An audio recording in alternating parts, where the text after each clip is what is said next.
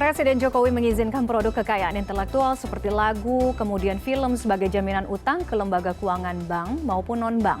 Setidaknya ada 17 subsektor ekonomi kreatif di Indonesia yang bisa dijadikan jaminan termasuk konten YouTube yang punya banyak viewers atau subscribers. Kami bahas malam hari ini bersama Tauhid Ahmad, Direktur Eksekutif Indef. Selamat malam, Mas Tauhid. Selamat malam, apa kabar Mbak Tiffany? Alhamdulillah kabar baik, mudah-mudahan Mas Tauhid juga dalam keadaan baik. Kita membahas seberapa mungkin sih sebenarnya aturan ini atau mekanisme ini diterapkan di Indonesia. Kalau di beberapa negara seperti Amerika gitu ya, mekanisme ini kan sudah lebih dulu digunakan. Tapi seberapa possible ini bisa diimplementasikan, diterapkan di Indonesia, baik dari sisi regulasi dan lain sebagainya? Ya, saya kira memang produk kekayaan intelektual ini bisa diimplementasikan, tapi saya kira butuh waktu agak panjang. Pertama, tentu saja adalah regulasi berkaitan dengan penilaian aset ataupun aktiva yang biasanya memang ada regulasi yang dikeluarkan oleh Bank Indonesia mengenai aturan ini, mengenai karena penilaian asetnya. Yang umumnya adalah kalau bank yang mengenal surat berharga dan saham yang bisa diperdagangkan, dinilai. Kemudian ada tanah, gedung, rumah tinggal, pesawat udara, kendaraan bermotor hingga mesin. Jadi memang tidak mudah untuk bisa dikatakanlah dinilai dalam waktu relatif cepat. Apalagi dari kriteria tadi yang bisa dikatakanlah HKI yang bisa dijadikan jaminan itu memang nilainya itu bisa lebih tinggi atau lebih rendah, bisa under value atau over value. Nah ini yang saya kira memang perbankan belum memiliki pemahaman dan katakanlah batasan yang sama dan jelas bagaimana menilai HKI yang berbasis ekonomi kreatif tersebut gitu. Misalnya sebuah lagu ya, lagu kan memiliki HKI, tentu saja lagu-lagu tersebut di Amerika akan bernilai tinggi ketika viewers YouTube-nya akan tinggi. Tapi memang apakah memang prosesnya nanti itu bisa katakanlah bisa dievaluasi, bisa dijadikan nilai nominal yang nantinya bisa dipertukarkan dan nilainya bisa katakanlah monetisasi, dijadikan jaminan. Saya kira memang butuh waktu dan saya kira memang salah satu upaya yang perlu dilakukan melihat mana yang paling prioritas dan mungkin dan valuasinya yang katakanlah tidak naik turun begitu, tapi bisa katakanlah cenderung meningkat begitu dan bisa lebih mudah dikatakanlah dibarterkan dan bisa dipahami terutama oleh kalangan lembaga keuangan bank non-bank begitu. Oke, nah bagaimana memahami ini? Kalau misalnya kita lihat dari sisi penilaian, artinya ada indikator appraisal. Kalau rumah jelas, gedung jelas, atau mungkin kendaraan bermotor. Tapi kan kalau ini karya seni, sudut pandang orang-orang terhadap sebuah karya seni itu kan berbeda-beda. Saya dengan Mas Tauhid mungkin menilai satu karya intelektual gitu, mungkin tidak sama. Termasuk juga nantinya dengan lembaga perbankan ini juga yang menjadi tantangan nantinya. Ya betul, karena itu memang yang pertama ya, pertama harus ada terdaftar di HKI, saya kira memang harus ada sertifikasi dan sebagainya, dan di appraisal berapa nilai pada saat itu, begitu sebagai basic informasi. Yang kedua adalah tentu saja historical daripada ya seni tersebut, begitu apakah memang sebenarnya untuk produk-produk tertentu itu berdasarkan historikal apakah cenderung naik atau turun begitu, karena tidak semua memiliki kecenderungan naik, apalagi kita lihat market daripada produk-produk ekonomi kreatif belum tentu bisa disamaratakan begitu ya. Dan memang ada kecenderungan kalau produk-produk kreatif yang cenderung bernilai valuasi digital dan mudah dikuantifikasir, itu mungkin akan punya peluang lebih besar daripada karya seni atau produk kreatif yang sifatnya abstrak atau kalangan yang memang hanya memiliki nilai di kalangan hobiis dan memang nilainya bisa lebih tinggi tapi marketnya terbatas. Jadi yang saya kira yang syarat market ini yang kemungkinan memungkinkan beberapa produk dari HKI untuk ekonomi kreatif ini bisa laku di pasar dan bisa dijadikan jaminan oleh bank begitu. Namun tentu saja adalah di bank juga harus ada katakanlah ahli, ada orang yang paham, orang yang mengerti dan bisa menilai, mengakses ya seluruh produk-produk yang sudah terdaftar dalam pemerintah ini begitu. Oke, di satu sisi ini mungkin angin segar positif untuk para pelaku di ekonomi kreatif.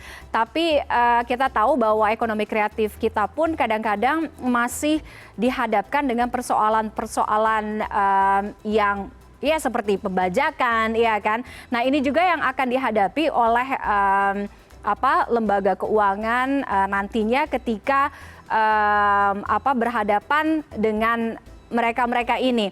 Nah, artinya dalam proses ini regulasi kita sendiri seperti apa, Mas Tauhid? Memang sudah membereskan masalah-masalah ini belum? Pembajakan, kemudian hak paten.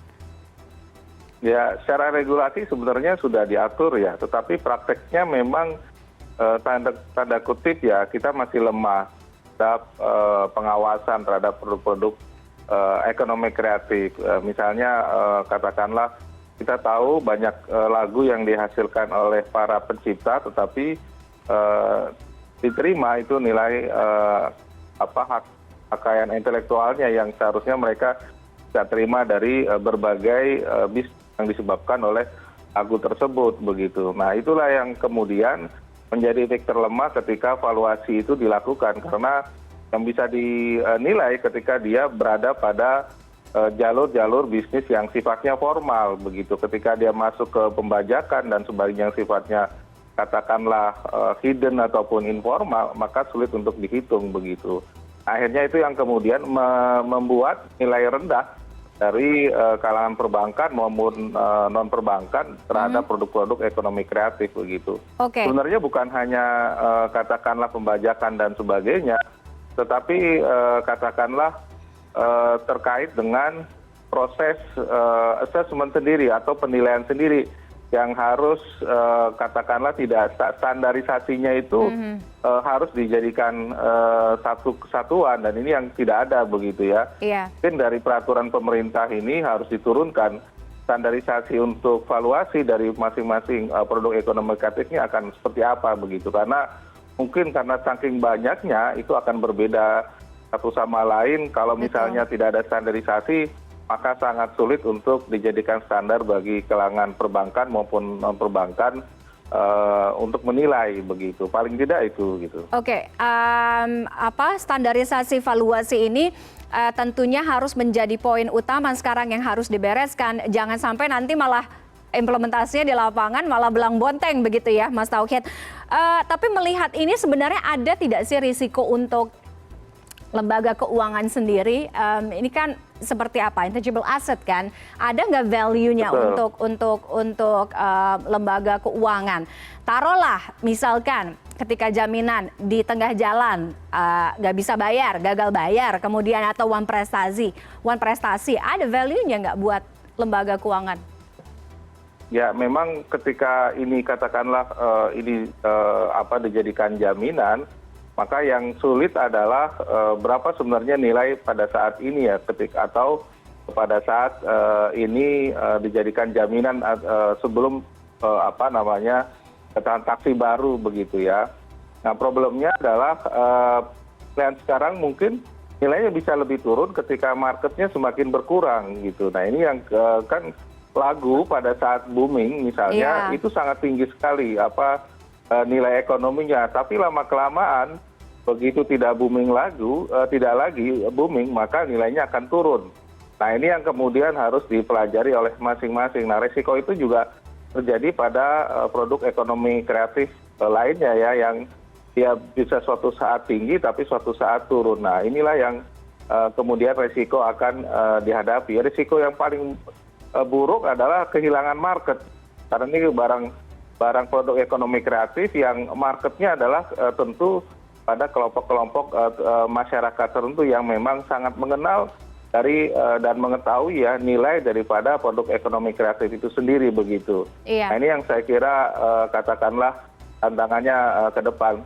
Nah, ketika ini dipecatatkan sebagai katakanlah kekayaan dari perbankan misalnya atau non-bank ketika menjadi milik mereka, maka tentunya belum juga ketika perbankan menjadikan nilai kekayaan, ketika diaudit dan sebagainya ini menjadi problem sendiri yang seharusnya juga perlu dikaji lebih lanjut ya ketika ini menjadi satu regulasi yang harusnya sistem secara utuh begitu.